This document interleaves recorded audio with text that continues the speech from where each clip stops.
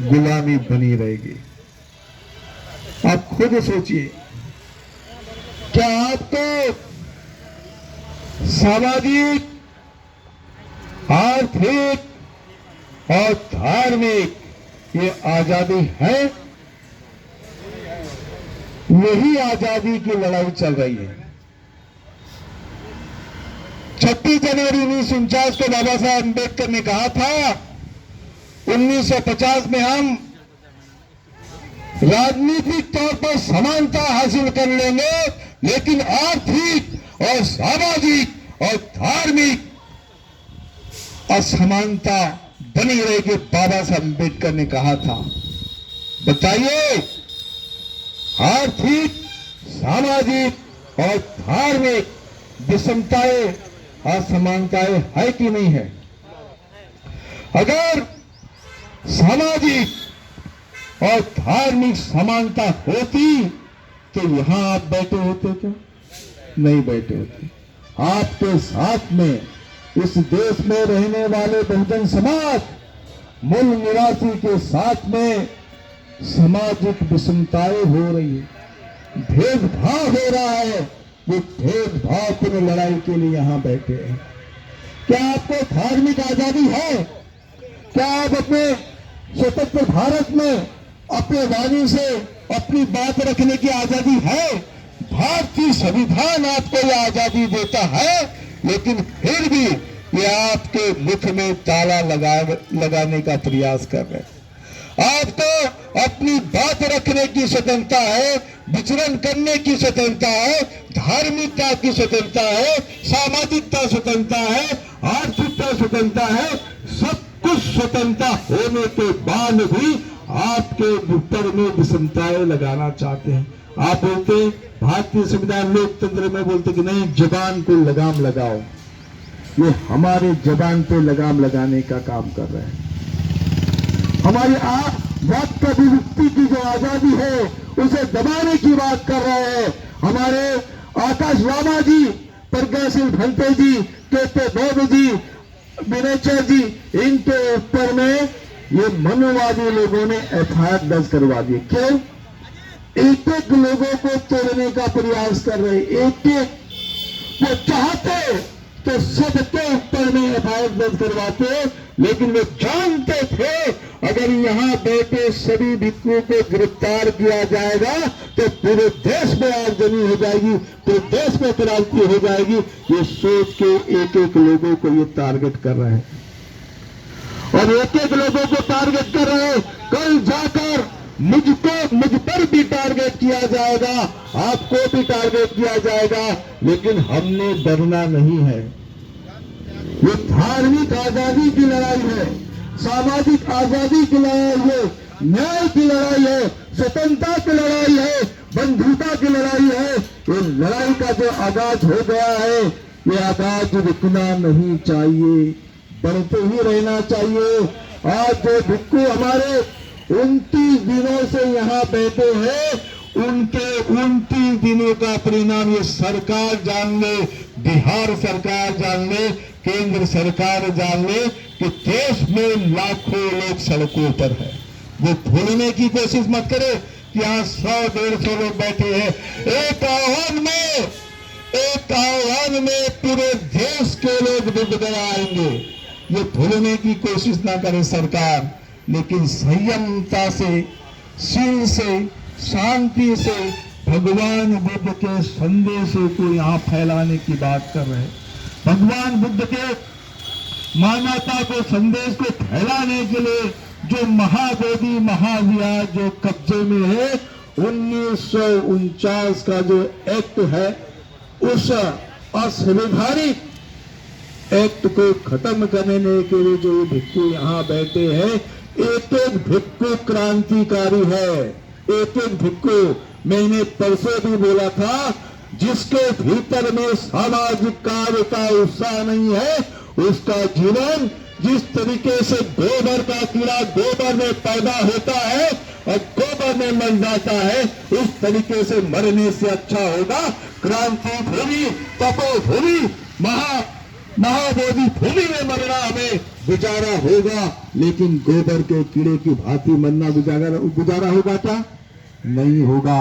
यहाँ जो भिक्खु बैठे क्रांतिकारी, आपके एक आह्वान से, आपके यहाँ तप करके बैठने की वजह से देश में आवाज उठी है, संसद तक आवाज उठ गई है, विधानसभा में सवाल उठ रहे हैं, और ये सरकार बोल रही कि 4-5 लोग बैठे।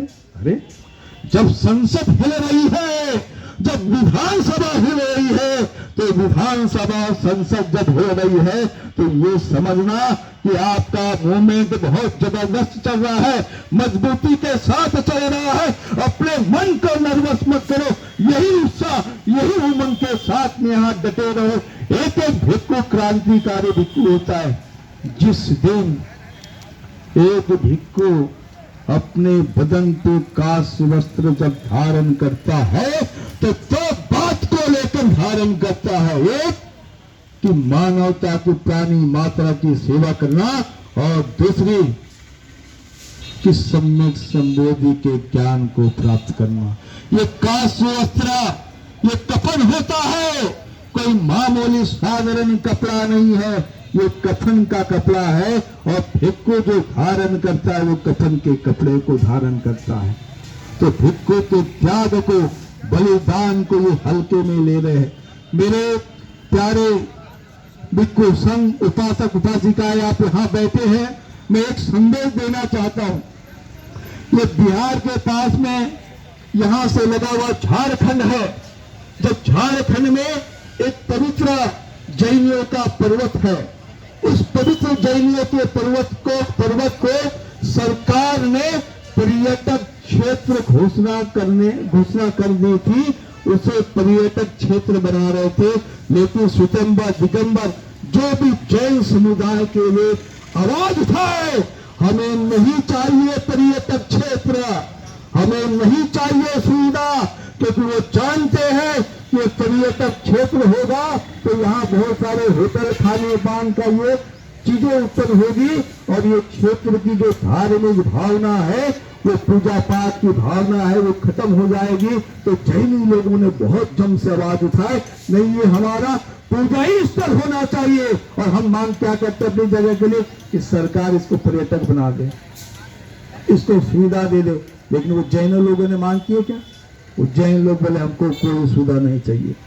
ये हमारी पर्वत, ये पहाड़ जो है, इसकी पवित्रता उसी रूप में रहना चाहिए, पूजा के स्थल पे रहना चाहिए, आपकी कोई सुविधा नहीं चाहिए, ऐसा आवाज उन्होंने उठाए। लेकिन विश्व धरोहर, विश्व के लोग जहाँ इस भूमि को माथा टेकने के लिए आते हैं, विश्व के लोग ये सोचते हैं कि भारत भूमि में मेरा जन्म नहीं हुआ, लेकिन फिर भी इस भारत भूमि में मैं एक बार जाकर महाबोधि महाविहार को मैं वंदन करूंगा, अपना माथा टेकूंगा, ये उनकी भावना होती। और उसी भावना को लेकर आते भारत के लोग आते। ये तपो भूमि है, ये महासमाधि भूमि है, महाबोधि भूमि है। उस भावना से आते इस पवित्र भूमि की क्या हालत कर दी है। इसे विश्व धरोहर कहते हैं। विश्व धरोहर में कितनी स्वच्छता है, देखिए जिस स्थान पे आप बैठे हैं वहां की स्वच्छता देखिए, कुछ भी स्वच्छता नहीं है। इसमें विश्व धरोहर में जो शांति होना चाहिए, वो शांति को खत्म कर दिया गया। यहाँ से 5 किलोमीटर के दायरे में पूरा शांति होना चाहिए, लेकिन बुद्ध की तपोभूमि होने के नाते लोग यहाँ के शोरगुल, यहाँ की गंदगी और यहाँ के कई चीजों को देखकर अनदेखा कर यहाँ आते हैं, अपनी श्रद्धा और भावना रखते हैं। क्या हम जैनों से कम है?